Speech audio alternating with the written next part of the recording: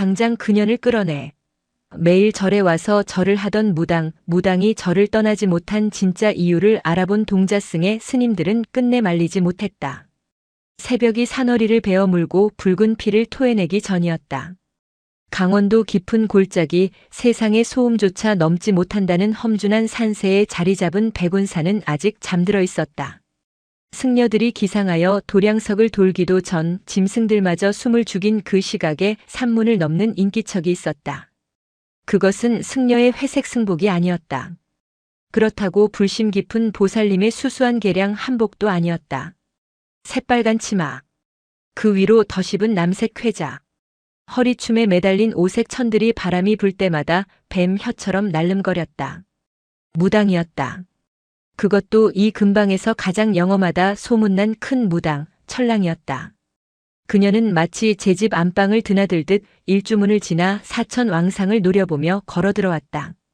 보통의 사람이라면 사천왕의 부릅뜬 눈에 기가 눌려 고개를 숙일 터였으나 철랑은 도리어 그들을 비웃듯 입꼬리를 비틀고는 곧장 대웅전으로 향했다. 기익. 오래된 나무문이 비명 같은 소리를 냈지만 그녀는 개의치 않았다. 칠흑 같은 어둠 속 촛불 하나 켜지지 않은 법당 안으로 그녀가 들어섰다. 흙냄새와 향냄새가 뒤섞인 그 공간에 비릿한 피냄새와 독한 분 냄새가 끼어들었다. 철랑은 주저없이 불상 앞에 섰다. 그리고 그대로 몸을 던졌다. 쿵. 무릎이 바닥에 꽂히는 소리가 둔탁했다. 예법을 갖춘 절이 아니었다. 양손을 귀 옆으로 올리는 부처에 대한 예우도 없었다. 그저 짐승이 먹이를 앞에 두고 웅크리듯 혹은 죄인이 작두 위에 목을 내밀듯 이마를 마룻바닥에 쳐박았다. 그때였다. 도량석을 돌기 위해 목탁을 들고 나오던 법량 스님이 그 광경을 목격했다. 법량은 깐깐하기로 소문난 백운사의 규율 담당이었다. 그는 미간을 찌푸리며 대웅전 쪽으로 성큼성큼 다가갔다.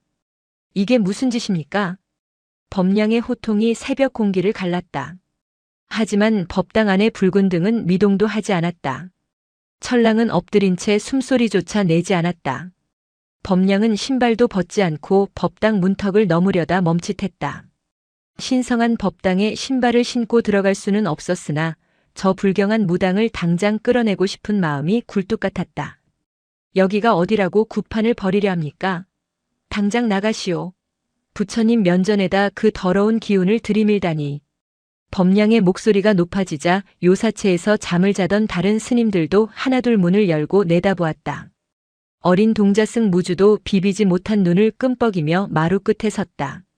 스님, 왜 그러세요?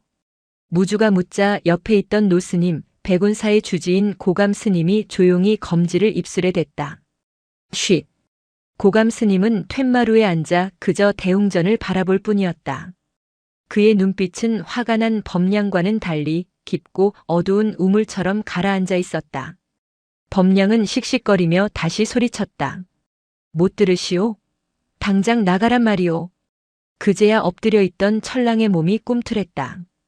그녀가 천천히 상체를 일으켰다. 헝클어진 머리카락 사이로 드러난 얼굴은 기괴할 정도로 창백했다. 붉게 칠한 입술이 찢어질 듯 벌어지며 웃음을 흘렸다. 스님. 목소리는 긁힌 쇠처럼 거칠었다. 부처가 내 거라 합니까? 뭐요? 부처가 중들만 오라 합니까? 내가 구슬했소, 작두를 탔소? 그저 절 한번 하러 왔는데 중놈들 인심이 어찌 이리 야박하오. 철랑의 눈빛은 형형했다. 그 눈에는 광기와 함께 알 수 없는 깊은 절망이 서려 있었다. 법량은 순간 말문이 막혔다. 논리로 반박할 수 없는 기세였다. 철랑은 다시 바닥에 머리를 박았다. 쿵, 쿵, 쿵. 3배가 아니었다. 10배도 아니었다. 그녀는 미친 듯이 이마를 바닥에 찧었다. 그것은 기도가 아니었다. 자해였다. 이마에서 피가 배어나와 마룻바닥을 적실 때까지 그녀는 멈추지 않았다. 고감 스님은 먼 산을 보며 낮은 한숨을 내쉬었다. 놔두거라. 주지 스님. 하지만 저 여자는 무당입니다. 잡귀를 부리는 년이 신성한 도량에 들어와서 저러고 있는데. 법량아. 고감의 목소리에는 서리빨 같은 위엄이 있었다. 부처님은 잡귀도 짐승도 심지어 살인마도 내치지 않으셨다. 하물며 사람이 제 발로 찾아와 머리를 숙이는데 내가 무슨 자격으로 막느란 말이냐. 법량은 입술을 깨물며 물러섰다. 하지만 그의 눈은 여전히 철랑의 등 뒤에 꽂혀 있었다. 불쾌함과 혐오감. 그것은 백운사의 모든 대중이 느끼는 공통된 감정이었다. 그날부터였다. 매일 새벽 붉은 치마의 무당이 저를 찾아와 피가 나도록 머리를 찍기 시작한 것은 열흘이 지났다. 백운사는 흉흉한 소문에 휩싸였다. 산 아래 마을에서는 백운사에 가면 귀신이 붙는다는 말이 돌았다. 영험하던 철랑 만신이 자기 신당은 팽개치고 절에 가서 빈다는 소문은 삽시간에 살을 붙여 퍼져나갔다. 그 무당 신발이 떨어져서 부처님 기운 훔치러 가는 거래. 아냐, 절터에 묻힌 원귀를 깨우러 가는 거라던데. 주지 스님이 노망이 나서 무당을 첩으로 들였다는 소리도 있어. 말은 말을 낳고 의심은 독버섯처럼 자라났다. 공양미를 이고 오던 신도들의 발길이 뚝 끊겼다. 절마당은 낙엽 굴러가는 소리가 들릴 정도로 적막해졌다. 법량 스님은 속이 타들어갔다. 그는 빗자루질을 하다 말고 신경질적으로 빗자루를 내던졌다. 이대로는 안 됩니다. 주지 스님께 다시 말씀드려야 합니다. 옆에서 같이 마당을 쓸던 젊은 스님이 곤란한 표정으로 대답했다. 하지만 큰 스님께서 허락하셨지 않습니까? 그냥 기도만 하다 가는 건데. 기도? 그게 기도로 보이느냐? 그 여자가 다녀간 자리를 봐라. 핏자국이 흥건하고 비린내가 진동을 한다. 그건 저주다. 우리 절을 망치려는 저주란 말이다. 그때 일주문 밖에서 웅성거리는 소리가 들렸다. 마을 청년들과 노인 몇 명이 낫과 몽둥이를 들고 올라오고 있었다. 그들의 표정은 험악했다.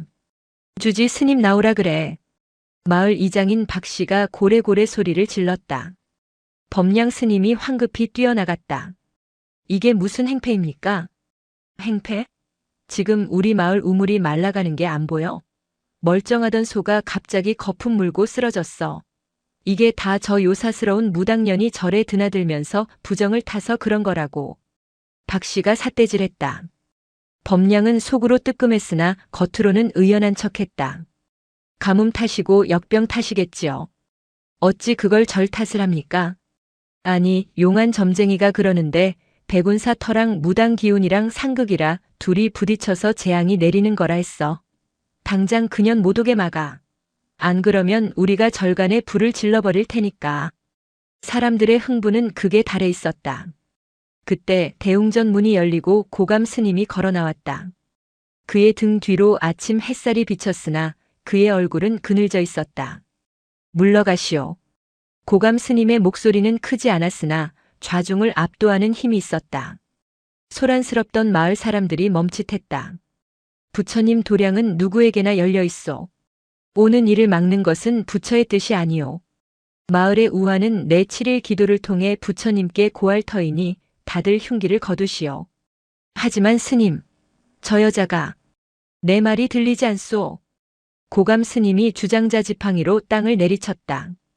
쿵 하는 소리가 땅을 울렸다.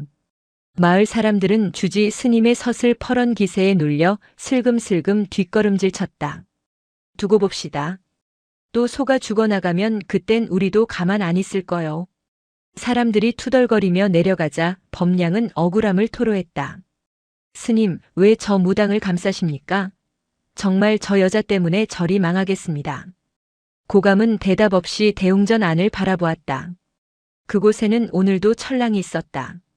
바깥의 소란에도 아랑곳하지 않고 그녀는 절을 하고 있었다. 이마에는 피딱지가 앉았고 무릎은 달아해져 있었다. 하지만 그녀의 눈은 텅 비어 있었다. 무엇을 비는 것이 아니었다. 무언가를 간절히 원해서 하는 절이 아니었다. 그것은 차라리 죽지 못해 하는 몸부림이었다.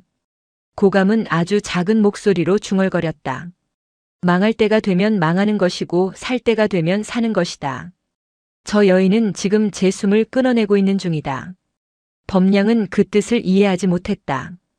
절의 막내인 무주는 이 모든 상황이 이해가 가지 않았다. 7살 무주는 절에 버려진 아이였다. 그에게 세상은 절이 전부였고 사람은 스님들이 전부였다. 그런 그에게 무당이라는 존재는 기이하고도 흥미로운 대상이었다. 어른 스님들은 무당을 벌레 보듯 피했지만 무주는 그녀가 궁금했다. 그녀는 늘 새벽에 와서 점심 공양 때가 다 되어서야 일어났다.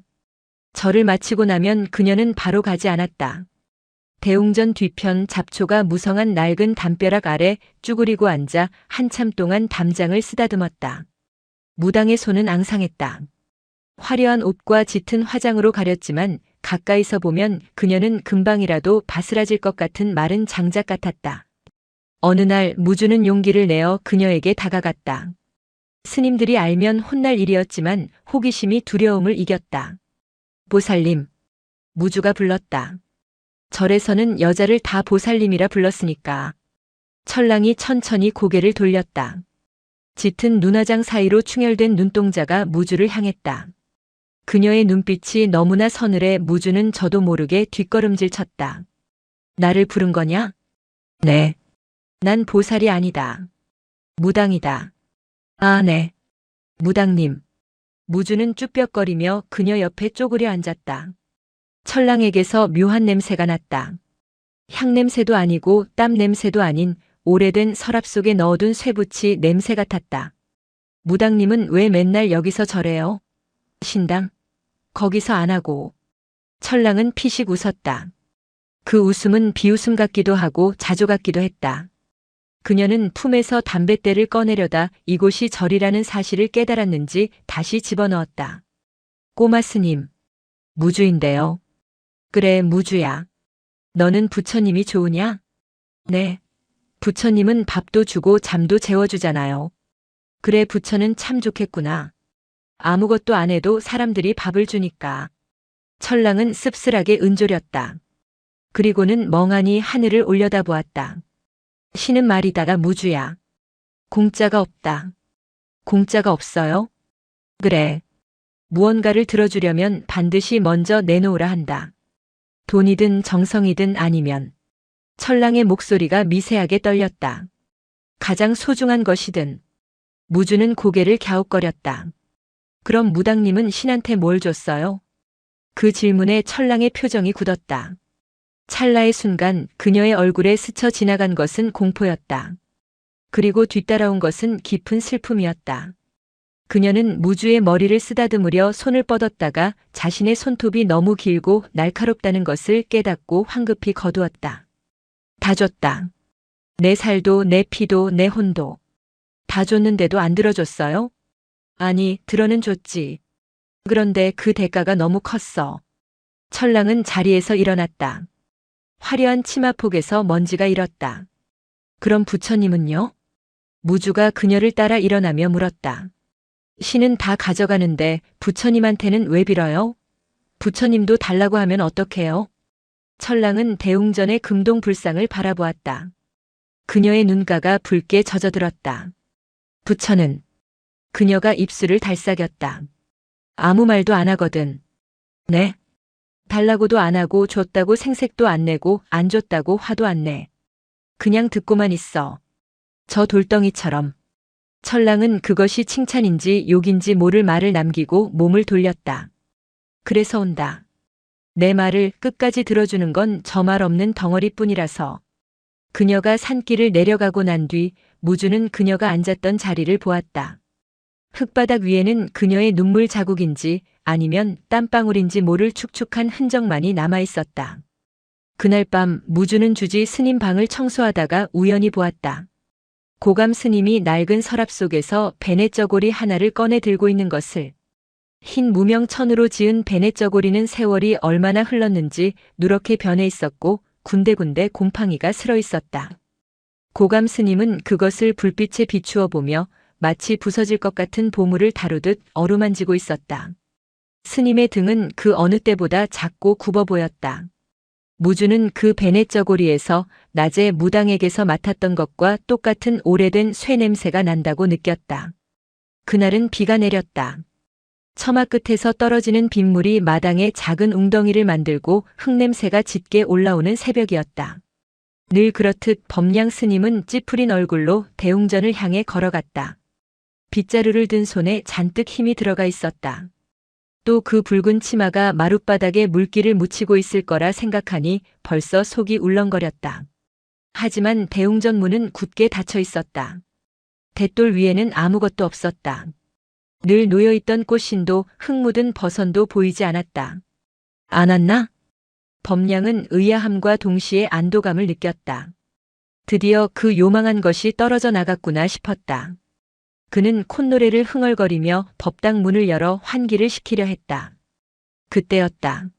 문지방 사이에 하얀 물체 하나가 끼어 있는 것이 보였다. 바람에 날려온 쓰레기인가 싶어 손으로 집어들었다. 그것은 종이약이었다. 그런데 평범한 종이가 아니었다. 누런 부적 종이를 뒤집어 그 뒷면의 하얀 부분으로 접은 학이었다. 붉은 경면주사의 흔적이 학의 날개 안쪽에 핏자국처럼 배어 있었다. 재수없게 이게 뭐야? 범량은 인상을 구기며 종이약을 구겨버리려 했다. 이리 내놓거라. 등 뒤에서 들린 목소리에 범량은 화들짝 놀라 뒤를 돌아보았다. 고감 스님이었다. 언제 오셨는지 인기척도 없었다. 주지 스님의 시선은 범량의 손에 들린 구겨진 종이약에 고정되어 있었다. 스님, 이건 그 무당년이 두고 간 흉물입니다. 제가 태워버리겠습니다. 내놓으라 했다. 고감의 목소리는 낮았지만 거역할 수 없는 한기가 서려 있었다. 범량은 주춤거리며 종이약을 건넸다. 고감은 떨리는 손으로 학을 받아들었다. 노스님의 거친 손가락이 종이약의 날개를 조심스럽게 폈다. 학의 몸통 안쪽 보이지 않는 곳에 깨알 같은 글씨가 적혀 있었다. 살려주세요. 단 한 문장. 그것을 본 순간 고감의 얼굴이 흑빛으로 변했다. 굳게 담은 입술이 파르르 떨렸다. 범량은 주지 스님이 그렇게 동요하는 모습을 처음 보았다. 천둥이 쳐도 눈 하나 깜짝 않던 큰 스님이 고작 종이약 하나에 무너져 내리고 있었다. 스님? 어디 편찮으십니까? 고감은 대답하지 않았다. 그는 종이약을 움켜쥐고 비틀거리는 걸음으로 요사체로 향했다. 빗줄기가 굵어졌지만 그는 우산도 쓰지 않았다. 승복이 젖어 들어가는 것도 모른 채 그는 과거의 늪으로 걸어 들어가고 있었다. 과거 회상 40년 전 겨울. 그의 겨울은 유독 눈이 많이 왔다. 백운사의 젊은 승려였던 고감은 당시 해월이라는 법명을 쓰고 있었다. 그는 수행에 미쳐 있었다. 세속의 번뇌를 끊고 부처가 되겠다는 일념 하나로 부모가 위독하다는 전가를 받고도 하산하지 않을 만큼 독한 수행자였다. 폭설이 쏟아지던 밤이었다. 일주문 밖에서 희미한 인기척이 들렸다. 짐승인가 싶어 나가본 해월고감은 눈 속에 파묻힌 여인을 발견했다. 혹겹의 치마를 입은 여인은 품에 무언가를 필사적으로 안고 있었다. 스님 제발. 여인의 입술은 보랏빛으로 얼어 있었다. 품에 안긴 것은 갓난아기였다. 아이는 울음소리조차 내지 못하고 있었다. 아이가 숨을 안 쉬어요. 몸이 불덩이 같아요. 제발 따뜻한 아랫목만이라도. 여인은 해월의 바짓가랑이를 잡고 애원했다. 하지만 해월은 차가운 눈으로 여인을 내려다보았다. 당시 백운사는 엄격한 금녀의 구역이었다. 게다가 주지 스님은 출타 중이었고 해월은 절의 규율을 목숨처럼 지키고 있었다. 여인을 들이면 파괴였다. 여인을 들이면 수행이 깨진다. 그깟 인정에 휘둘리면 부처가 될 수 없다. 해월의 머릿속에는 오직 계율뿐이었다. 그는 자신의 옷자락을 잡은 여인의 손을 떼어냈다. 돌아가시오. 이곳은 수행도량입니다.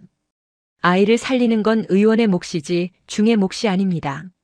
스님, 지금 내려가면 아이가 죽습니다. 눈이 허리까지 찼는데. 그 또한 아이의 업이고 보살님의 업입니다. 절은 업을 대신 짊어지는 곳이 아닙니다. 매정한 말이었다.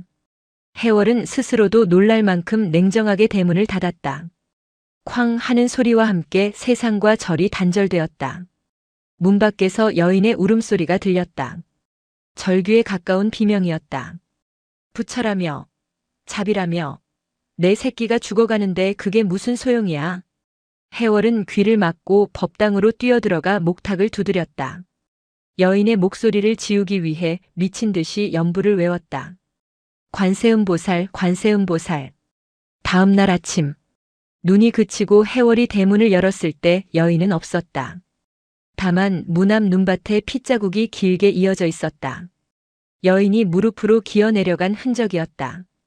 그리고 대문 틈에는 여인이 남기고 간 작은 베넷 저고리 하나가 끼어 있었다. 그것은 저주였다. 살려달라는 애원을 외면한 대가로 남겨진 영원히 지워지지 않을 핏빛 낙인. 현재. 고감은 방문을 걸어 잠그고 주저앉았다. 손에 쥐어진 종이약이 젖은 손에 녹아 흐물거렸다. 40년 전 그 여인의 눈빛과 며칠 전 법당에서 마주쳤던 무당 철랑의 눈빛이 겹쳐졌다. 그는 알고 있었다. 철랑이 그때 그 여인이라는 것을. 그리고 그녀가 왜 무당이 되었는지도. 아이가 죽은 그날 밤 여인은 미쳐버렸다. 죽은 아이의 혼을 부르기 위해 구판을 찾아다녔고 결국 신내림을 받았다. 그녀의 몸주신은 장군신이었다. 아이를 지키지 못한 어미의 한이 가장 강력하고 포악한 무신을 불러들인 것이다. 고감은 가슴을 쥐어뜯었다. 자신이 그녀를 무당으로 만들었다. 자신이 그녀를 귀신 굴로 밀어넣었다. 그런데 그녀가 다시 제 발로 자신을 찾아와 부처 앞에 엎드리고 있었다. 살려주세요. 종이약에 적힌 글귀는 40년 전 문 밖에서 외치던 그 말과 똑같았다. 사흘이 지나도 철랑은 오지 않았다. 고감 스님은 식음을 전폐했다. 곡기를 끊고 방 안에 틀어박혀 나오지 않았다. 법량 스님과 다른 대중들은 주지 스님이 병이 났다고 생각했다. 하지만 동자승 무주는 알 수 있었다. 고감 스님의 방에서 흘러나오는 기운이 아픔이 아니라 슬픔이라는 것을. 나흘째 되던 날 무주가 고감 스님의 방문을 두드렸다. 큰 스님, 저 무주예요. 안에서는 대답이 없었다. 그 무당 아줌마요. 산 밑에 쓰러져 있대요. 벌컥. 닫혀있던 문이 거칠게 열렸다. 퀭한 눈에 고감 스님이 서 있었다. 어디냐? 마을 입구 느티나무 아래요. 사람들이 돌을 던지려고 해서. 고감은 신발도 제대로 신지 않고 뛰쳐나갔다. 칠순의 노인이라고는 믿기지 않는 속도였다. 법량 스님이 놀라 뒤따라갔다. 마을 어귀는 난장판이었다. 느티나무 아래 철랑이 쓰러져 있었다. 화려했던 붉은 치마는 흙투성이가 되었고 머리는 산발이었다. 마을 아이들이 그녀를 향해 돌멩이를 던지고 있었다. 미친년. 재수 없는 무당년. 철랑은 반항조차 하지 못했다. 그녀는 몸을 웅크린 채 무언가를 중얼거리고 있었다. 잘못했습니다. 잘못했습니다. 그녀는 누구에게 빌고 있는 것인가? 신인가, 사람인가, 아니면 죽은 아이인가? 멈춰라. 고감의 고함이 벼락처럼 떨어졌다. 아이들이 혼비백산하여 도망갔다. 고감은 숨을 헐떡이며 철랑에게 다가갔다. 그녀의 상태는 심각했다. 탈진하여 입술이 다 갈라졌고 몸은 불덩이 같았다. 보살님. 고감이 떨리는 목소리로 불렀다. 철랑이 힘겹게 눈을 떴다. 초점이 없는 눈동자가 허공을 헤매다 고감의 얼굴에 머물렀다. 그녀가 희미하게 웃었다. 스님. 어찌 이러고 있소? 어찌 절에 오지 않고? 못 갑니다. 철랑의 목소리는 끊어질 듯 위태로웠다. 신이 노하셨어요. 그녀의 몸주신인 장군신이 노했다는 뜻이었다. 무당이 신당을 비우고 부처에게 절을 하러 다녔으니 질투 심한 신이 가만히 있을 리 없었다. 지난 며칠간 철랑은 신벌을 앓았던 것이다. 온몸의 뼈가 뒤틀리는 고통 속에서도 그녀는 절 쪽을 향해 기어오다 쓰러진 것이었다. 대체 왜 그랬소? 고감이 물었다. 그의 눈에서 기어이 눈물이 흘러내렸다. 구슬하지 그랬소. 신에게 빌지 그랬소. 왜 하필 절이오? 왜 하필 나 같은 놈이 있는 절이란 말이오? 철랑은 고감의 손을 잡았다. 그녀의 손은 얼음장처럼 차가웠다. 신은 다 가져가니까요. 아이를 살려달라고 빌었을 때 신은 제 다리를 내놓으라 했습니다. 아이를 다시 보고 싶다고 빌었을 때 신은 제 눈을 내놓으라 했습니다. 굿판을 버리고 작두를 타고 피를 바쳐도 신은 만족하지 않았습니다. 늘 부족하다. 더 내놔라. 내 목숨까지 내놔라. 철랑의 눈에서 피눈물이 흘렀다. 너무 지쳤습니다. 더는 줄 것이 없어서 마지막으로 도망친 곳이 절이었습니다. 그녀의 시선이 멀리 산 중턱에 걸린 백운사를 향했다. 부처님은 거래를 하지 않으시니까요. 그것이었다. 그녀가 매일 새벽 피가 나도록 절을 했던 이유. 소원을 빌기 위해서가 아니었다. 무언가를 얻어내기 위해서가 아니었다. 그저 대가 없이 들어주는 존재가 필요했던 것이다.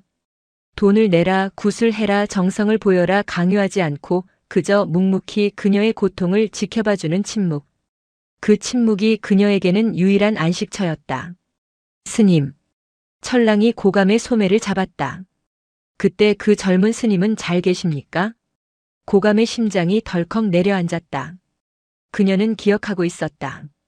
40년 전 눈보라 속에서 문을 닫아버린 그 비정한 승려를. 고감은 아무 말도 할 수 없었다. 자신이 바로 그 죄인이라고, 내가 당신을 이렇게 만들었다고 고백해야 했다. 하지만 목소리가 나오지 않았다. 철랑은 대답 없는 고감을 보며 씁쓸하게 웃었다. 그 스님이 미웠습니다. 죽이고 싶을 만큼 미웠습니다. 그래서 매일 절에 와서 저주를 퍼부으려 했습니다. 그런데 부처님 앞에 엎드려 있다 보면 이상하게 그 미움이 사라지더군요. 그냥 춥지? 하고 물어봐 주는 것 같아서. 40년 전에는 듣지 못했던 그 말을 부처님이 대신 해주는 것 같아서. 철랑의 손에서 힘이 빠졌다. 그녀의 고개가 툭 떨어졌다. 기절한 것이었다. 고감은 그녀를 업었다. 법량 스님이 기겁하며 달려왔다. 스님, 뭐 하시는 겁니까? 무당을 여자를 업다니요. 비켜라. 고감의 눈은 이미 예전에 온화한 주지 스님이 아니었다. 이 여자는 내 업이다. 내가 짊어져야 할 부처다. 고감은 깡마른 철랑을 등에 업고 산을 오르기 시작했다. 늙은 노구가 휘청거렸지만 그는 멈추지 않았다. 40년 전 외면했던 그 무게를 이제야 온몸으로 받아내고 있었다. 등 뒤에서 느껴지는 철랑의 희미한 심장 소리가 고감의 척추를 타고 흘러들어와 가슴을 때렸다. 쿵, 쿵, 쿵. 그것은 목탁 소리보다 더 크게 그의 영혼을 울리는 소리였다. 철랑은 요사체가 아닌 대웅전 한편에 뉘어졌다. 법량은 기막혀서 말도 나오지 않았다. 법당 안에 무당을 눕히다니. 이건 파괴 정도가 아니라 신성모독이었다. 하지만 고감 스님의 기세가 너무 서슬퍼러 감히 막을 수가 없었다. 밤이 깊었다. 산사의 밤은 칠흑처럼 어두웠다. 촛불 하나가 위태롭게 흔들리는 법당 안. 철랑은 끙끙 앓는 소리를 내며 사경을 헤매고 있었다. 고열에 시달리는 그녀는 헛소리를 했다. 아가 춥지 엄마가 안아줄게. 문 좀 열어주세요 스님 제발. 고감은 그녀의 머리맡에 앉아 물수건으로 이마를 닦아주었다. 그의 눈가는 짓물러 있었다. 미안하오 미안하오. 고감은 끊임없이 속삭였다. 그때 철랑이 눈을 떴다. 열에 들뜬 눈이었지만 잠시 맑은 빛이 돌았다. 스님. 오냐 나 여기 있다. 저 절을 해야 하는데. 몸이 이 지경인데 무슨 절이냐? 누워있거라. 아니요 해야 해요. 오늘이 마지막일 것 같아서. 철랑은 억지로 몸을 일으키려 했다. 고감이 말렸지만 그녀의 고집을 꺾을 수 없었다. 그녀는 기어이 일어나 불상 앞에 섰다. 다리가 후들거려 서 있는 것조차 힘겨워 보였다. 그녀가 휘청하며 쓰러지려 할 때 고감이 그녀의 옆에 섰다. 같이 하자꾸나. 고감이 말했다. 혼자 가면 외로우니 이 늙은 중이 길동무가 되어주마. 고감은 가사를 정돈하고 철랑의 옆에 나란히 섰다. 그리고 천천히, 아주 천천히 몸을 굽혔다. 무릎을 꿇고 손을 짚고 이마를 바닥에 대었다. 오체투지. 자신을 가장 낮추어 땅에 엎드리는 예법. 철랑도 고감을 따라 몸을 던졌다. 두 사람의 이마가 나란히 마룻바닥에 닿았다. 정막이 흘렀다. 연불 소리도 목탁 소리도 없었다. 오직 거친 숨소리와 나무 바닥이 삐걱거리는 소리뿐이었다. 뒤에서 지켜보던 동자승 무주는 그 장면을 평생 잊지 못할 것 같았다. 화려한 붉은 옷을 입은 무당과 회색 승복을 입은 노스님. 너무나 다른 두 사람이 똑같은 자세로 똑같은 곳을 바라보며 엎드려 있었다. 그 순간 무주는 깨달았다. 스님과 무당의 경계가 사라졌다. 성노움과 속됨의 경계가 무너졌다. 그저 고통받는 두 인간이 서로의 체온의 의지에 절대자 앞에 엎드려 있을 뿐이었다. 한참의 시간이 흘렀을까. 엎드려 있던 철랑의 어깨가 들썩였다. 흐느낌이 새어나왔다. 흐. 처음이었다. 매일 절을 하면서도 독한 표정으로 입술을 깨물던 그녀가 처음으로 소리내어 울기 시작했다. 그 울음은 전염병처럼 번져 옆에 엎드린 고감의 어깨도 들썩이게 만들었다. 흑, 으. 노스님의 입에서도 짐승 같은 울음이 터져나왔다. 40년 동안 꾹꾹 눌러왔던 죄책감이 댐이 무너지듯 쏟아져 나왔다. 법당은 두 사람의 통곡 소리로 가득 찼다. 부처는 그저 그 슬픈 울음을 묵묵히 듣고만 있었다. 웃지도 찡그리지도 않은 온화한 미소로. 마치 이제야 다 쏟아내는구나라고 말하는 듯이. 고감은 엎드린 채 손을 뻗어 옆에 있는 철랑의 손을 잡았다. 거칠고 마른 무당의 손과 주름지고 굳은 승려의 손이 얽혔다. 그것은 화해였다. 과거와의 화해였고 자신과의 화해였다. 밤새도록 두 사람은 일어나지 않았다. 동자승 무주는 쭈그리고 앉아 꾸벅꾸벅 졸면서도 그들을 지켰다. 창호지 문 너머로 푸르스름한 새벽빛이 스며들 때까지 두 개의 등은 산처럼 움직이지 않았다. 아침 도량석 목탁 소리가 멀리서 들려올 때 철랑이 조용히 고개를 들었다. 그녀의 얼굴은 퉁퉁 부어 있었지만 표정은 갓 씻은 배추처럼 맑아져 있었다. 스님. 철랑이 옆에 엎드린 고감을 불렀다. 하지만 고감은 일어나지 않았다. 스님? 철랑이 조심스럽게 고감의 어깨를 흔들었다. 고감의 몸이 힘없이 옆으로 기울어졌다. 그의 얼굴은 평온했다. 마치 깊은 잠에 빠진 아이처럼. 입가에는 옅은 미소가 걸려 있었다. 아! 철랑의 입에서 탄식이 흘러나왔다. 고감 스님은 떠났다. 그녀의 모든 업을, 그녀의 모든 한을 자신의 등 뒤에 짊어지고 마지막 기도를 끝으로 그는 조용히 입적한 것이다.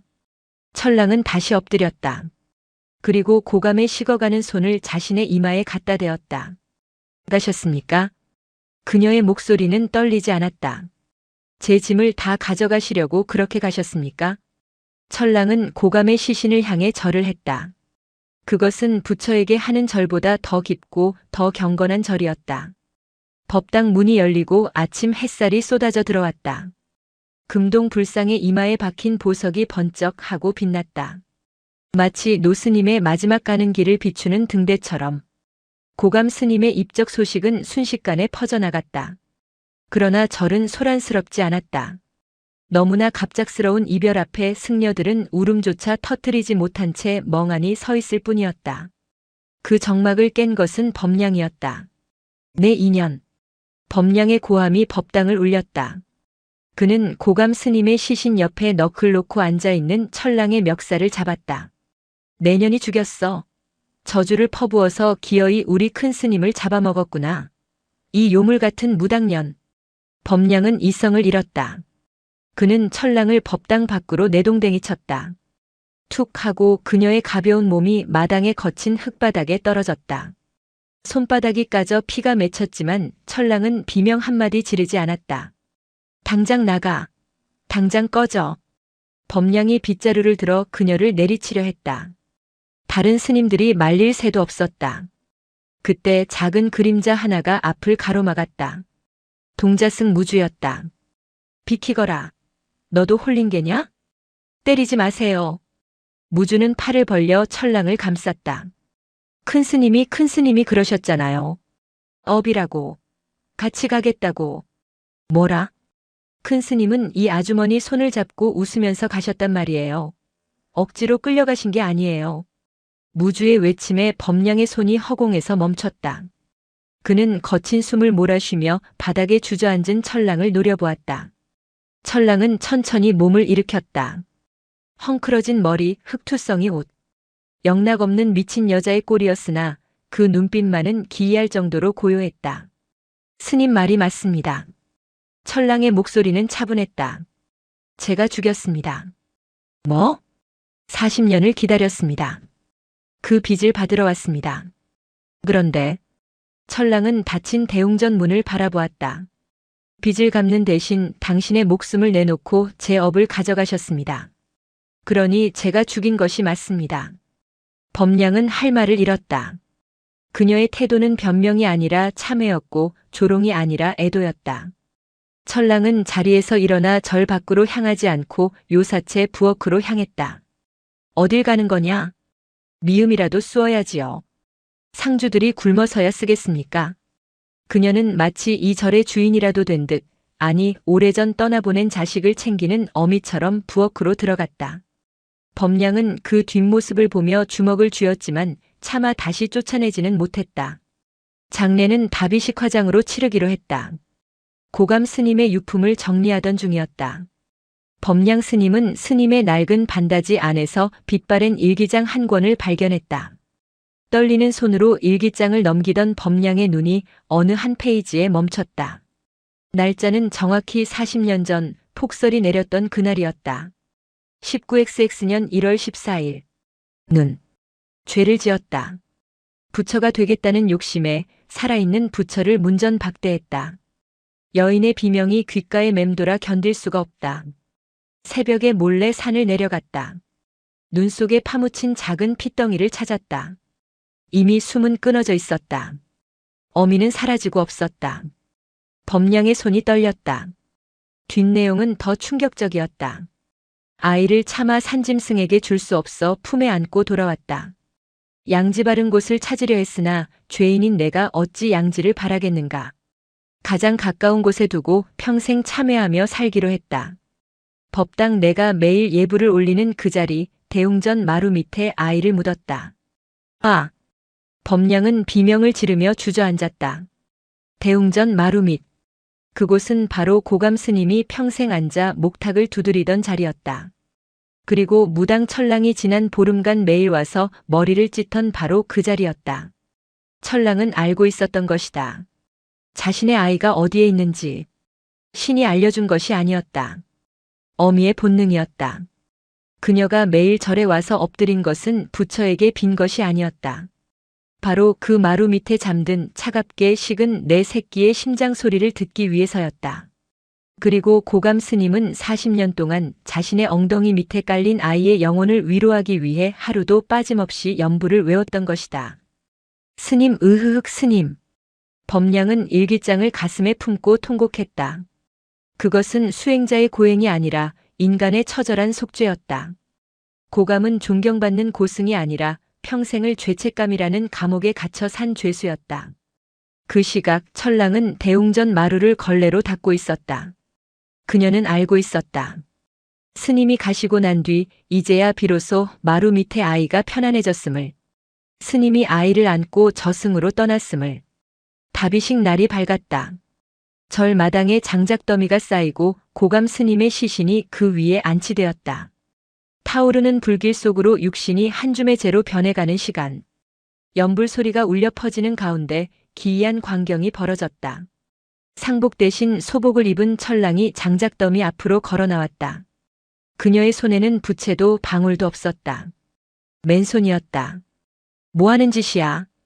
누군가 소리쳤지만 범량이 손을 들어 제지했다. 두어라. 철랑이 춤을 추기 시작했다. 그것은 무당의 춤이었으나 살풀이가 아니었다. 그것은 승무와 닮았으나 승복이 아니었다. 허공을 가르는 손짓은 부드러웠고 땅을 밟는 발짓은 묵직했다. 음악도 없었다. 징소리도 꽹과리 소리도 없었다. 오직 타오르는 장작 소리만이 음악이 되었다. 타닥 타닥. 그녀는 춤으로 말하고 있었다. 잘 가시오 스님. 내 아이를 지켜줘서 고마웠소. 40년 전 그날 문을 닫았던 당신을 저주했으나 그 문 안에서 당신 또한 40년 동안 추위에 떨고 있었음을 이제야 합니다. 그녀의 춤사위가 격렬해졌다. 하얀 소복자락이 불길과 섞여 붉게 타오르는 듯 했다. 그것은 굿이면서 동시에 예불이었다. 한참을 춤추던 그녀가 장작더미를 향해 큰 절을 올렸다. 그리고 품에서 무언가를 꺼내 불길 속으로 던졌다. 그것은 낡고 해진 40년 전의 베네 저고리였다. 화르륵. 베네 저고리가 불길에 휩싸여 연기가 되어 하늘로 솟구쳤다. 그 연기를 따라 고감 스님의 영혼도 이름 모를 아기의 영혼도 함께 올라갔다. 철랑은 주저앉아 하늘을 올려다보았다. 그녀의 입가에 처음으로 아주 편안한 미소가 번졌다. 이제 따뜻하겠구나. 무주는 보았다. 연기 속에서 두 개의 형상이 손을 잡고 걸어가는 것을. 늙은 스님과 어린아이. 그들은 뒤도 돌아보지 않고 구름 사이로 사라졌다. 세월이 흘렀다. 강산이 3번이나 변할 만큼 긴 시간이 지났다. 백운산은 여전히 그 자리에 있었다. 주지 스님이 된 무주는 어느덧 중년의 태가 나는 승려가 되어 있었다. 어느 늦가을 오후 한 젊은 여자가 저를 찾았다. 그녀의 표정은 삶에 지쳐 있었고 눈에는 도끼가 서려 있었다. 스님. 여자가 물었다. 기도를 하면 정말 들어주나요? 무주는 마당을 쓸다 말고 허리를 펴 여자를 바라보았다. 그녀의 모습에서 오래전 붉은 치마를 입고 저를 찾았던 철랑의 모습이 겹쳐 보였다. 철랑은 다비식이 끝난 다음 날 홀연히 사라졌다. 다시는 무당 일을 하지 않았다는 소문만 들릴 뿐 생사는 알 수 없었다. 하지만 무주는 알고 있었다. 그녀가 남은 생을 누구보다 평온하게 살았으리라는 것을. 무주는 미소를 지으며 대답했다. 들어줍니다. 언제요? 당장이요? 제가 원하는 대로요? 여자가 따지듯 물었다. 무주는 고개를 저었다. 아니요. 기도는 자판기가 아닙니다. 무주는 대웅전을 바라보았다. 그곳에는 여전히 금동 불상이 묵묵히 앉아 있었다. 기도는. 무주는 고감 스님과 철랑이 남기고 간 깨달음을 떠올렸다. 내가 뱉은 말이 허공으로 사라지는 것이 아니라 내 마음속 가장 깊은 곳에 쌓이는 것입니다. 그리하여 언젠가 그 말이 나를 지탱하는 힘이 될 때 그때가 바로 기도가 이루어지는 순간입니다. 무슨 말씀인지 모르겠어요. 부처님은 아무 말도 안 하잖아요. 그래서 좋은 겁니다. 무주는 빗자루를 내려놓고 합장했다. 당신의 비명도 원망도 눈물도 아무 말 없이 다 받아주시니까요. 세상 어디에도 조건 없이 당신의 고통을 묵묵히 견뎌주는 존재는 없습니다. 여자는 잠시 멍하니 있다가 대웅전으로 걸어갔다. 그리고 오래전 철랑이 그랬듯 털썩 무릎을 꿇고 엎드렸다. 곧이어 법당 안에서 서러운 울음소리가 터져나왔다. 무주는 다시 빗자루질을 시작했다. 바람이 불어와 풍경 소리가 댕그랑 하고 울렸다. 그 소리는 마치 고감 스님의 목탁 소리 같기도 하고 철랑의 방울 소리 같기도 했다. 산사는 다시 고요해졌다. 하지만 그 고요함은 비어있는 것이 아니라 수많은 이들의 간절함으로 가득 차 있는 충만한 침묵이었다. 기도는 이루어지지 않아도 사라지지 않는다. 그저 묵묵히 우리를 기다리고 있을 뿐이다. 세월은 비정하여 슬픔도 덮지만 흔적도 지운다. 고감 스님이 입적하고 30년이 흘렀다. 백운사의 주인은 이제 무주 스님이었다. 청년 시절의 앳된 티는 사라지고 무주의 얼굴에도 세월의 골이 깊게 패였다. 그는 고감 스님을 닮아 말이 없었고 늘 대웅전 불상 앞을 지켰다. 사람들은 그를 침묵의 스님이라 불렀다. 하지만 무주의 침묵은 수행의 결과가 아니었다. 그것은 공포였다. 그날 밤 여느 때처럼 예불을 마치고 일어나던 무주의 발밑에서 둔탁한 소리가 났다. 우직근. 오래된 대웅전 마루장이 내려앉은 것이다. 정확히는 불상 바로 앞 과거 철랑이 이마를 찧었고 고감 스님이 평생을 앉아 있었던 그 자리였다. 무주는 소스라치게 놀라 주저앉았다. 심장이 쿵쿵 뛰었다. 나무가 썩었다. 산속의 습기와 세월의 무게를 이기지 못한 것이다. 구멍난 마루 틈으로 시커먼 흙바닥이 보였다. 안 돼. 무주는 덜덜 떨리는 손으로 구멍을 막으려 했다. 자신의 방석으로 옷자락으로 덮었다. 저 밑에는 비밀이 있다. 30년 전 스승 고감이 묻은 아이의 유골. 그것이 세상에 드러나는 순간 스승은 성자가 아니라 시신을 유기한 파괴승으로 전락한다. 절은 폐쇄될 것이고 스승의 명예는 땅에 떨어질 것이다. 스님, 무슨 소리가 났습니까? 밖에서 상좌제자 스님이 물었다. 아무것도 아니다. 무주의 목소리가 갈라졌다. 고양이가 쥐를 쫓다가 낸 소리다. 물러가거라. 거짓말이었다. 무주는 식은땀을 흘리며 어둠 속에서 내려앉은 마루를 내려다보았다. 썩어가는 것은 나무만이 아니었다. 30년간 꾹꾹 눌러왔던 그의 불안도 이제 한계에 다다라 썩어 문드러지고 있었다. 다음 날부터 무주는 아무도 대웅전에 들어오지 못하게 했다. 100일 기도 중이니 출입을 금한다는 팻말을 걸어놓고 홀로 법당 안에 갇혀 썩은 마루를 보수하려 애썼다. 하지만 썩은 부위는 생각보다 넓었다. 기둥 뿌리까지 습기가 차올라 있었다. 혼자 힘으로는 불가능했다. 결국 목수를 불러야 했다. 무주의 고민이 깊어졌다. 목수가 마루를 뜯어내면 반드시 땅을 볼 것이다. 땅을 파내면 반드시 그 뼈를 볼 것이다. 무주는 불상을 올려다보았다. 부처님, 어찌하여 제게 이런 시련을 주십니까? 스승님의 업을 제가 언제까지 숨겨야 합니까? 금동 불상은 30년 전과 똑같은 미소로 잔인하게 침묵하고 있었다. 며칠 뒤 산 아래 마을에서 목수 한 명이 올라왔다. 이름은 장씨였다. 60이 넘은 그는 평생 나무만 만지고 산 베테랑이었다. 그런데 그의 눈빛이 예사롭지 않았다. 한쪽 눈은 백내장으로 하얗게 멀어 있었지만 남은 한쪽 눈은 맹금류처럼 형형했다. 나무 냄새가 다르구만. 장씨는 대웅전 문턱을 넘자마자 코를 킁킁거렸다. 겉은 멀쩡해 보여도 속이 다 곪았어. 이건 습기 때문이 아니야. 땅 밑에서 뭔가 올라오고 있어. 무주는 침을 삼켰다. 그저 낡아서 그런 것이오. 썩은 부분만 도려내고 덮어주시오. 허허, 스님도 참.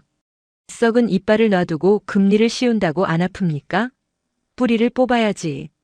장씨는 연장 가방을 풀었다. 망치와 끌 그리고 톡. 쇠붙이들이 부딪히는 소리가 법당의 정적을 깼다. 무주는 그 옆을 떠나지 못하고 감시하듯 지켜섰다. 스님 좀 비키시죠. 먼지 나는데. 괜찮소. 내가 돕겠소. 거참 수행하시는 분이 왜 이리 안절부절 못하십니까? 장씨가 툭 던진 말에 무주는 입술을 깨물었다. 장씨는 망설임 없이 망치를 들어 썩은 마루장을 내리쳤다. 콰직.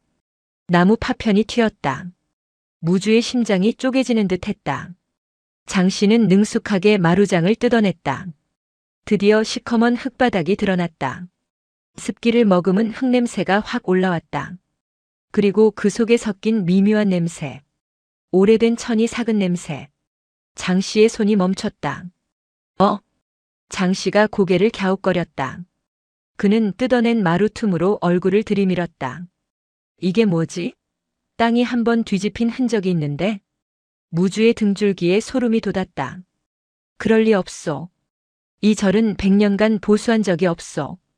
에이, 내 눈은 못 속입니다. 흙결이 달라요. 누가 팠다가 덮은 겁니다.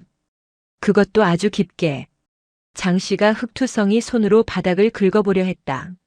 무주가 다급하게 소리쳤다. 손대지 마시오. 법당 안에 고함이 메아리쳤다. 장씨가 깜짝 놀라 무주를 올려다보았다. 평소 온화하던 주지 스님의 얼굴이 악귀처럼 일그러져 있었다. 스님? 그냥 덮으시오. 새 나무로 그 위를 덮으란 말이오. 땅은 건드리지 말고. 무주의 호흡이 거칠었다. 장씨는 묘한 눈빛으로 무주를 훑어보았다. 의심. 그것은 확실한 의심이었다. 산전수전 다 겪은 늙은 목수는 직감했다. 이 흙바닥 아래 스님이 목숨 걸고 숨기려는 무언가가 있다는 것을. 장씨는 천천히 몸을 일으켰다. 스님, 돈을 더 주셔야겠습니다. 뭐라? 나무값이 아니라 입막음값 말입니다. 장씨의 입가에 비릿한 미소가 번졌다. 성스러운 법당이 순식간에 거래의 장으로 변했다. 그날 밤 장씨는 요사체에서 코를 골며 잤다. 하지만 무주는 잠들지 못했다. 장씨는 눈치가 빠른 자였다. 내일 날이 밝으면 그는 본격적으로 땅을 파헤치려 들거나 더 큰 돈을 요구하며 협박할 것이다. 아니, 어쩌면 마을로 내려가 헛소문을 퍼뜨릴 수도 있다. 백운사 대웅전 밑에 시체가 있다더라. 그 말 한마디면 끝이다. 백운사의 역사도 고감 스님의 희생도 30년을 지켜온 무주의 인내도 물거품이 된다. 무주는 법당에 홀로 앉아 있었다. 그의 시선이 불단 위에 놓인 촛대꽂이로 향했다. 묵직한 노쇠 촛대. 저것으로 저 늙은 목수의 뒤통수를 내리친다면. 관세음보살. 무주는 고개를 저었다. 미친 생각이다. 살생을 하다니. 그것도 절 안에서. 하지만 마음속에서 또 다른 목소리가 속삭였다. 이건 스승님을 지키기 위한 것이다. 파괴가 아니다. 호법이다. 무주는 홀린 듯 자리에서 일어났다. 손이 촛대로 향했다. 차가운 쇠의 감촉이 손바닥에 전해졌다. 그는 촛대를 품에 숨기고 소리 없이 요사체로 향했다. 달빛조차 없는 금은밤이었다. 마루가 삐걱거리지 않게 발뒤꿈치를 들고 걸었다. 장씨가 자는 방 문 앞까지 왔다. 규칙적인 콧꼬리 소리가 들렸다. 무주는 문고리를 잡았다. 손이 덜덜 떨렸다. 이 문을 열면 그는 더 이상 스님이 아니다. 살인자가 된다. 하지만 이 문을 열지 않으면 스승은 죄인이 된다. 스님, 저는 어찌해야 합니까? 무주는 눈을 질끈 감았다. 그때였다. 거기 누구요? 방 안에서 장씨의 목소리가 들렸다. 잠꼬대가 아니었다. 깨어 있었다. 무주는 숨을 멈췄다. 스님이슈? 장씨가 방문을 벌컥 열었다. 무주는 엉겁결에 뒷걸음질 쳤다. 품에 숨긴 촛대가 툭 하고 바닥에 떨어졌다. 쨍그랑. 적막한 산사에 쇠 구르는 소리가 천둥처럼 울렸다. 장씨의 눈이 바닥에 떨어진 촛대와 무주의 얼굴을 번갈아 보았다. 상황을 파악하는 데는 그리 오랜 시간이 걸리지 않았다. 장씨의 얼굴이 공포로 질렸다. 사람 살려. 중이 사람 죽인다. 장씨는 속옷 차림으로 뛰쳐나왔다. 무주는 그를 잡으려 손을 뻗었지만 장씨는 쥐새끼처럼 빨랐다. 그는 신발도 신지 않고 어둠 속으로 도망쳤다. 멈추시오. 오해요. 무주가 소리치며 뒤쫓았지만 장씨는 이미 일주문을 향해 달리고 있었다. 망했다. 모든 것이 끝났다. 장씨가 마을로 내려가면 경찰을 부를 것이다. 그러면 경찰이 올 것이고 대웅전 바닥을 파헤칠 것이다. 무주는 마당 한가운데 털썩 주저앉았다. 30년 전 철랑이 쫓겨나던 그날처럼 그도 이제 세상 밖으로 내동댕이 쳐질 운명이었다. 그때 일주문 쪽에서 비명소리가 들렸다. 으악! 사람의 비명이 아니었다. 짐승에게 쫓기는 듯한 처절한 단말마였다. 무주는 깜짝 놀라 고개를 들었다. 어둠 속에서 푸른 안광 2개가 번뜩였다. 상군이었다.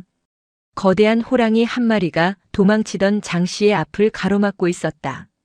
이 산에는 호랑이가 사라진 지 오래였다. 그런데 어째서 호랑이는 장씨를 공격하지 않았다. 그저 길을 막고 낮은 울음소리로 위협할 뿐이었다. 그르르르. 마치 돌아가라고 말하는 것처럼. 장씨는 공포에 질려 오줌을 지리며 뒷걸음질 쳤다. 그는 다시 절마당으로 기어들어왔다. 호랑이는 일주문 밖 어둠 속에 앉아 그들을 지켜보고 있었다. 무주는 그 호랑이의 눈을 보았다. 깊고 슬픈 눈. 30년 전 고감 스님의 다비식 때 연기 속으로 사라지던 그 눈빛. 무주는 바닥에 이마를 대고 엎드렸다. 스님, 아직도 이 못난 제자를 지키고 계십니까?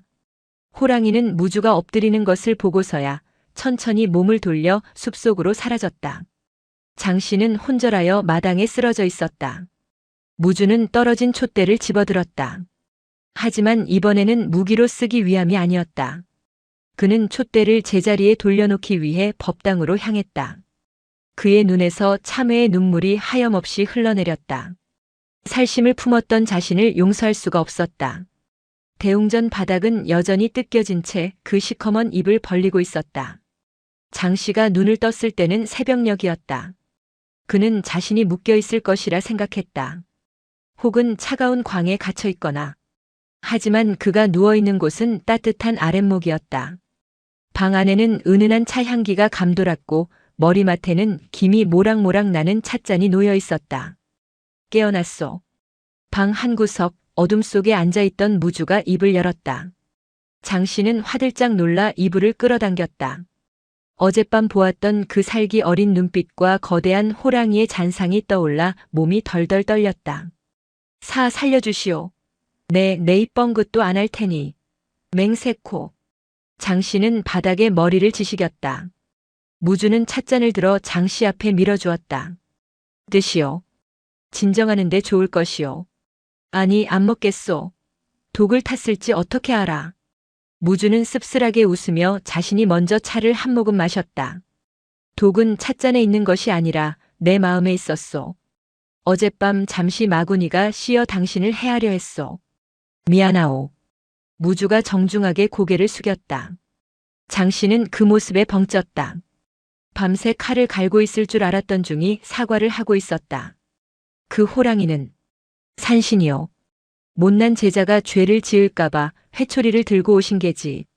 무주는 촛불 심지를 돋우며 장씨를 똑바로 응시했다.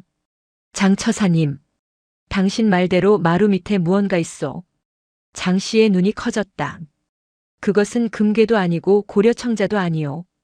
그저 사가버린 뼈 한 줌이요. 무주는 담담하게 30년 전의 이야기를 꺼냈다. 눈 내리는 밤 문을 닫았던 젊은 승려. 얼어 죽은 아이. 그리고 평생 그 아이의 시신 위에 앉아 속죄했던 스승의 이야기까지. 하나도 숨김없이 토시 하나 빼지 않고 전부 털어놓았다. 이야기를 듣는 장씨의 표정이 묘하게 일그러졌다. 처음에는 비웃음이, 그 다음에는 놀라움이, 마지막에는 알 수 없는 침통함이 그의 얼굴을 스쳐 지나갔다. 그래서 그걸 지키려고 날 죽이려 했소? 그렇소.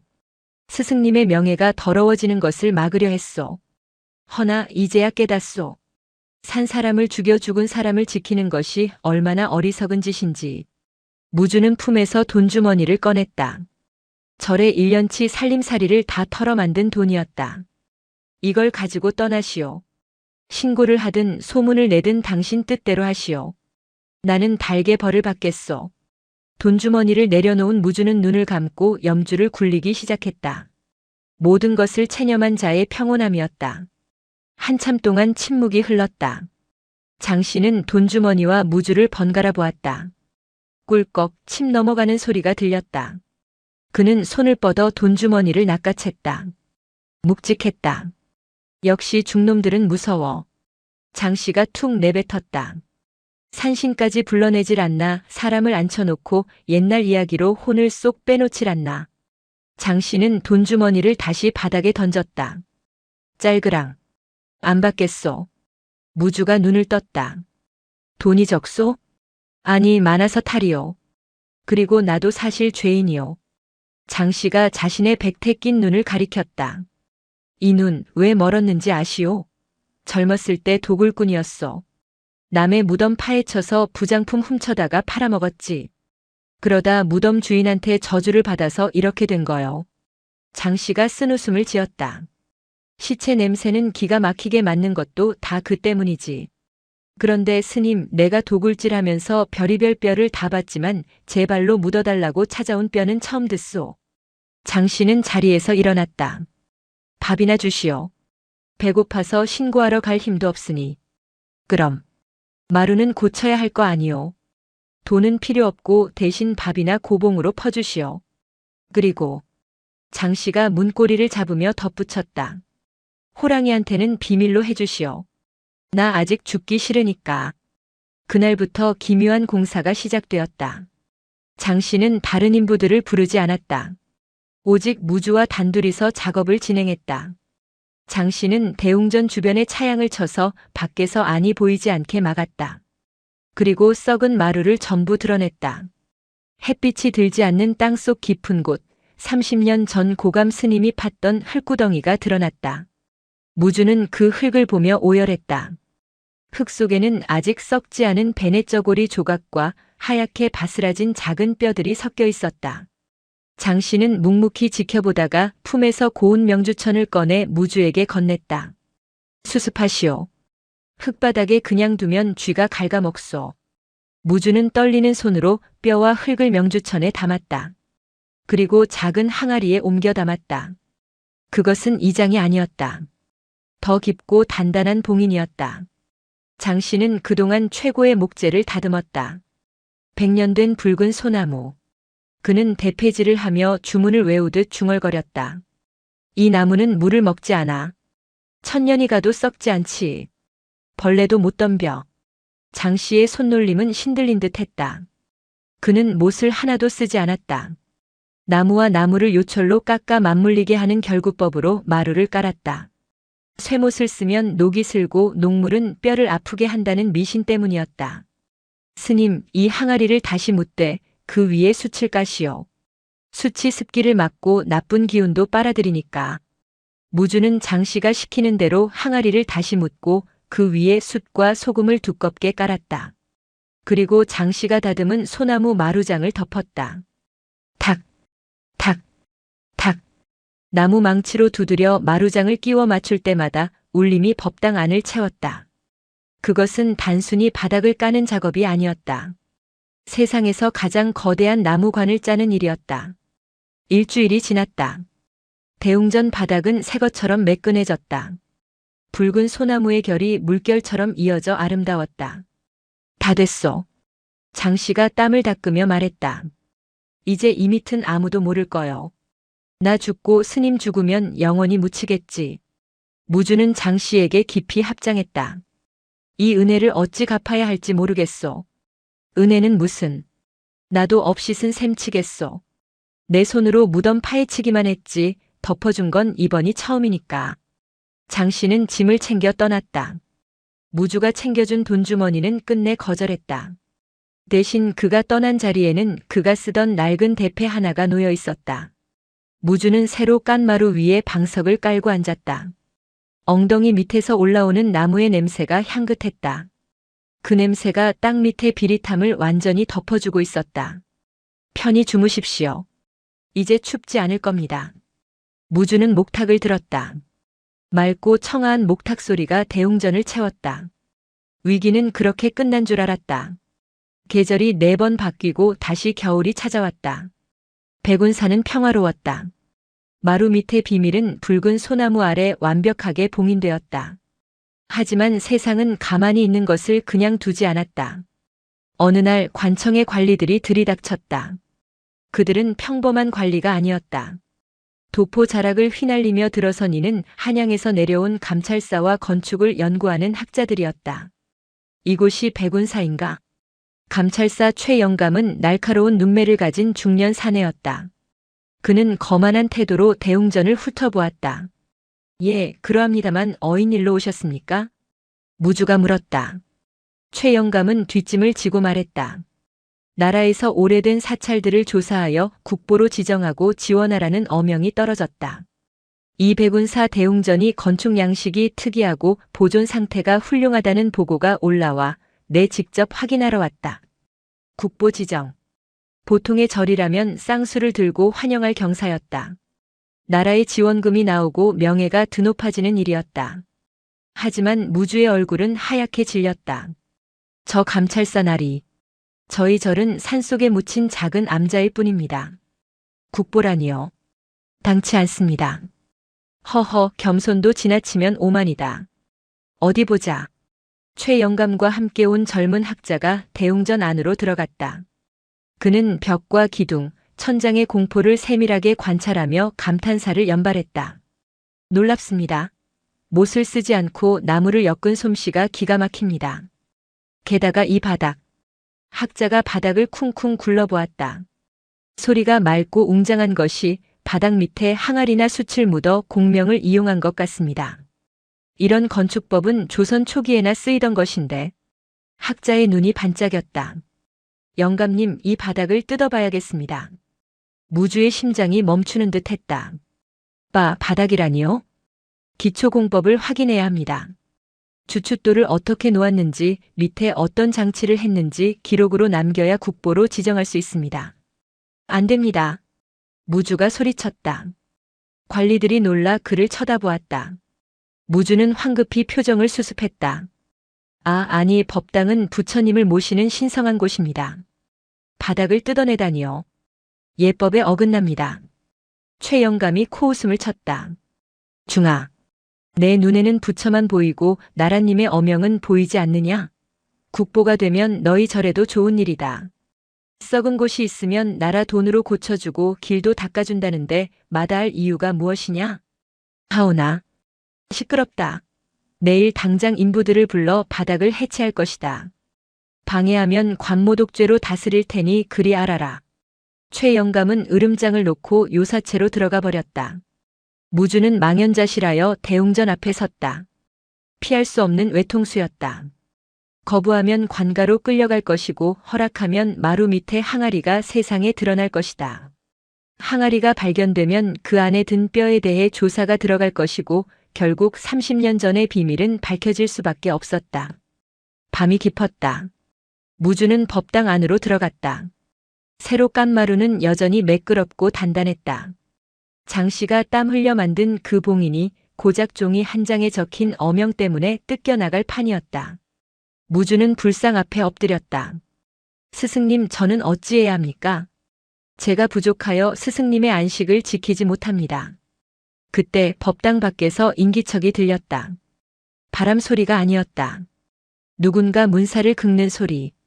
드르륵, 드르륵. 무주가 고개를 돌렸다. 문 창호지 위로 검은 그림자가 어른거렸다. 사람의 형상이 아니었다. 4발 달린 짐승. 그리고 꼬리가 긴 짐승. 산신이었다. 호랑이가 다시 내려왔다. 하지만 이번에는 무주를 돕기 위해서인지 아니면 더 큰 업보를 경고하기 위해서인지 알 수 없었다. 호랑이의 그림자가 문을 통과하듯 스르르 방 안으로 들어왔다. 아니, 들어온 것이 아니라 문 밖에서 안을 들여다보고 있었다. 그르르르. 낮은 울음소리가 법당 바닥을 진동시켰다. 무주는 그 소리에서 뜻밖의 말을 들었다. 태워라. 무주는 귀를 의심했다. 전부 태워라. 그것은 파멸의 속삭임이자 유일한 구원의 길이었다. 들키지 않으려면 없애야 한다. 이 아름다운 대웅전을 스승의 비밀이 묻힌 이 성역을 자신의 손으로 잿더미로 만들어야 한다는 계시였다. 무주의 손이 촛대로 향했다. 촛불이 위태롭게 흔들렸다. 무주는 촛불을 들고 서 있었다. 그의 그림자가 법당 벽에 거대하게 일렁였다. 기름을 부으면 끝이다. 이 오래된 목조 건물은 순식간에 화마에 휩싸일 것이다. 그러면 마루 밑의 비밀도 스승의 치부도 자신의 나약함도 모두 재가 되어 사라질 것이다. 태워라, 다 태워버려라. 마음속의 악마가 속삭였다. 무주의 손이 촛대를 기울였다. 촛농이 바닥에 뚝 떨어졌다. 그때였다. 떨어진 촛농이 굳어가는 모양이 마치 웅크린 아이의 형상 같았다. 무주는 순간 숨을 멈췄다. 그는 고개를 들어 불상을 바라보았다. 불상은 여전히 말이 없었다. 하지만 그 눈빛은 무주를 꿰뚫고 있었다. 내가 지키려는 것이 무엇이냐? 무주는 자문했다. 내가 지키려는 것이 스승의 명예인가? 아니면 진실인가? 저를 태운다는 것은 결국 부처님을 태우는 것이다. 진실을 덮기 위해 부처를 태운다면 그것이야말로 가장 큰 파괴이며 지옥으로 가는 급행열차다. 무주는 털썩 주저앉았다. 그리고 입으로 촛불을 후 불어 껐다. 법당 안에 칠흑 같은 어둠이 찾아왔다. 아니요. 무주는 어둠 속에서 중얼거렸다. 태우지 않겠습니다. 드러내겠습니다. 스승님은 평생 죄책감에 시달리면서도 도망치지 않았다. 그 아이 위해서 매일 절을 했다. 그런데 제자인 자신이 도망치려 하다니. 무주는 촛대를 제자리에 돌려놓았다. 내일 제 손으로 뜯겠습니다. 그리고 세상에 알리겠습니다. 이곳에 부처보다 더 귀한 부처가 누워있다고. 무주는 밤새 법당을 지켰다. 호랑이의 기척은 더 이상 느껴지지 않았다. 산신은 무주가 올바른 선택을 할 때까지 그저 지켜보았을 뿐이었다. 날이 밝았다. 최 영감과 관리들이 요란하게 마당으로 들어섰다. 인부들은 쇠지렛대와 망치를 들고 있었다. 시작해라. 바닥을 뜯어내고 구조를 확인한다. 최 영감의 호령에 인부들이 신발을 신고 법당으로 오르려 했다. 멈추시오. 무주가 법당 문을 열고 나섰다. 그의 얼굴은 밤새 한숨도 못 잔 듯 초췌했지만 눈빛만은 형형했다. 비키거라. 관무 집행 방해로 끌려가고 싶으냐? 비키겠습니다. 허나 그 전에 드릴 말씀이 있습니다. 무주는 마당으로 내려와 최 영감 앞에 무릎을 꿇었다. 그리고 합장했다. 이 법당 마루 밑에는 사람이 묻혀 있습니다. 뭐라? 최 영감의 눈이 휘둥그레졌다. 뒤에 있던 학자들도 웅성거렸다. 사람? 시체라도 있다는 말이냐? 네. 30년 전 제 스승님께서 거두신 아이입니다. 이놈이 여기가 신성한 법당이지 무덤이냐? 내 놈들이 살인을 하고 숨긴 것이냐? 최 영감이 고함을 질렀다. 무주는 고개를 저었다.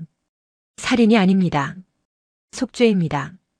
뜯어보시면 압니다. 제가 왜 막으려 했는지, 스승님이 왜 그곳에 묻으셨는지. 최 영감은 기가 막힌다는 표정으로 인부들에게 손짓했다.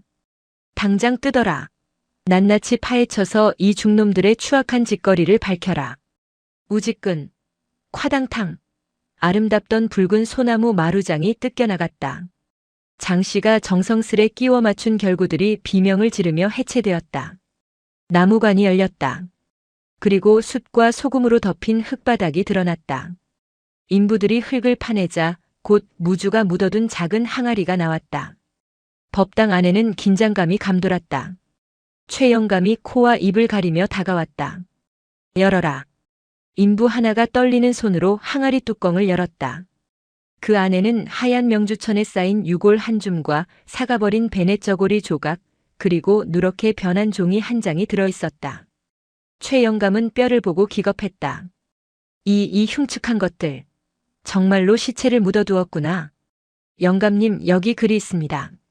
학자가 항아리 속에서 종이를 꺼냈다. 30년 전 고감 스님이 썼던 일기장에 찢겨진 페이지가 아니었다. 그것은 고감 스님이 다비식 전날 몰래 항아리에 넣어두었던 마지막 유언장이었다. 학자가 종이를 펼쳐 읽기 시작했다. 나는 죄인이다. 첫 문장을 듣자마자 무주는 눈을 질끈 감았다. 어린 생명을 문전박대하여 얼어 죽게 했다.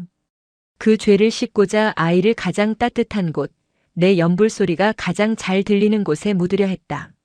학자의 목소리가 조금씩 떨리기 시작했다. 허나 세월이 흘러 깨닫는다. 내가 아이를 품어준 것이 아니라 아이가 나를 바치고 있었음을. 이 아이는 죽어서 나 같은 못난 중생을 깨우쳐준 스승이다. 그러니 이 아이는 시신이 아니라 살이요, 이 자리는 무덤이 아니라 탑이다. 후대여 만약 이 항아리를 보거든 부디 가엾게 여기지 마라. 이 아이는 차가운 땅 속에 있는 것이 아니라 부처의 연화대가 되어 세상을 떠받치고 있는 것이다. 낭독이 끝났다. 법당 안에는 정적만이 흘렀다. 최 영감은 헛기침을 했다. 그는 본래 깐깐하고 인정머리 없는 관리였으나 이 글에 담긴 처절한 참회와 숭고한 의미를 부정할 수는 없었다. 이것은 범죄 은폐가 아니었다. 종교적 승화였다. 가장 낮은 곳, 발밑 어둠 속에 가장 존귀한 것을 모셔둔 역설의 미학이었다. 학자가 안경을 고쳤으며 말했다. 영감님, 이것은 건축학적으로도 종교적으로도 유례가 없는 일입니다. 시신을 기초석으로 삼아 그 위에 불상을 올리다니요. 이는 이 절 자체가 거대한 무덤이자 사리탑이라는 뜻입니다. 최 영감은 항아리를 내려다보았다. 한 줌의 뼈.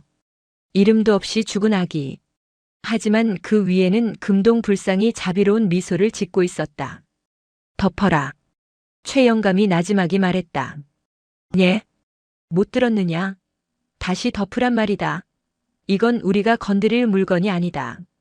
최 영감은 뒷짐을 지고 돌아섰다. 그의 목소리가 미세하게 떨렸다. 보고서에는 특이한 공법으로 기초가 매우 튼튼하여 해체할 필요가 없음이라고 적어라. 그리고 국보 지정은 보류한다.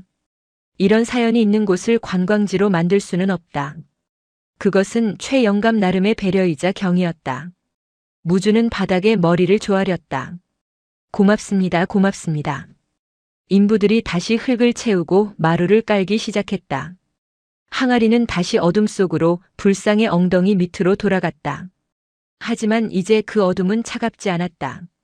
세상에서 가장 안전하고 따뜻한 안식처였다. 다시 세월이 흘렀다. 무주도 늙어 허리가 굽었다. 그는 이제 고감 스님보다 더 나이든 노승이 되었다. 백운산은 여전히 산속에 고요히 자리 잡고 있었다. 국보로 지정되지는 않았지만 영험한 기도가 이루어지는 절로 소문이 나서 아름아름 찾아오는 사람들이 꽤 있었다. 특히 자식을 잃은 부모들이 많이 찾아왔다. 그들은 대웅전 바닥에 엎드려 통곡했다. 그러면 이상하게도 차가운 마루바닥에서 온기가 올라와 그들의 슬픔을 어루만져 준다고 했다. 어느 늦은 봄날, 백발이 성성한 할머니 한 분이 지팡이를 짚고 절을 찾아왔다. 허름한 행색이었지만 목에는 낡고 색이 바랜 붉은 천조각을 스카프처럼 두르고 있었다. 무주는 마당을 쓸다 말고 멈칫했다. 기억 속에 어렴풋이 남아있는 그 붉은색. 할머니는 대웅전으로 들어가지 않고 마당 한 구석에 있는 낡은 담장 앞에 섰다. 50년 전 젊은 무당 철랑이 늘 서성였던 그 자리였다. 무주는 조용히 다가갔다. 보살님. 할머니가 고개를 돌렸다. 주름진 얼굴. 눈은 침침해졌지만 인매는 편안해 보였다. 철랑이었다. 죽은 줄 알았던 그녀가 생의 마지막 자락에 다시 찾아온 것이다. 스님은 여전히 마당을 쓸고 계시는군요. 철랑이 웃었다. 이 빠진 입으로 새어나오는 웃음이 아이처럼 순박했다. 오셨습니까? 네. 너무 늦게 왔지요. 사는 게 바빠서. 철랑은 대웅전을 바라보았다. 인사는 드렸습니까? 무주의 물음에 철랑은 고개를 저었다. 아니요. 들어가지 않을 겁니다. 어찌하여? 이제는 알거든요. 굳이 불상 앞에 가서 절을 하지 않아도 된다는 것을. 철랑은 땅바닥을 지팡이로 툭툭 쳤다. 내 아이는 저 마루 밑에만 있는 게 아닙니다. 흙에도 있고 바람에도 있고 이 절의 기둥 하나하나에 다 스며들어 있더군요. 스님도 마찬가지고요. 그녀는 알고 있었다. 기도는 특정 장소에서 하는 것이 아니라 마음이 머무는 곳이 곧 법당이라는 것을. 그리고 죽은 자는 사라진 것이 아니라 산자의 살 속에 녹아들어 집을 짓고 살고 있다는 것을. 스님. 철랑이 주머니에서 꼬깃꼬깃한 쌈짓돈을 꺼냈다. 이거 부처님께 올리는 공양미가 아닙니다. 그녀는 돈을 무주의 손에 쥐어주었다. 절 뒤편에 꽃이나 좀 심어주세요. 봄에 흐드러지게 피는 걸로. 우리 아가 꽃구경이나 실컷 하라고. 무주는 돈을 받아들고 합장했다. 그리하겠습니다. 철랑은 뒤도 돌아보지 않고 산을 내려갔다. 그녀의 뒷모습이 붉은 노을 속으로 사라졌다. 마치 춤을 추듯 가벼운 걸음이었다. 그의 가을. 백운사 대웅전 주변에는 코스모스와 들국화가 만발했다. 바람이 불면 꽃들이 마루 밑을 향해 고개를 숙이며 흔들렸다. 댕그랑. 풍경 소리가 울렸다. 무주는 대웅전 마루에 앉아 그 소리를 들었다.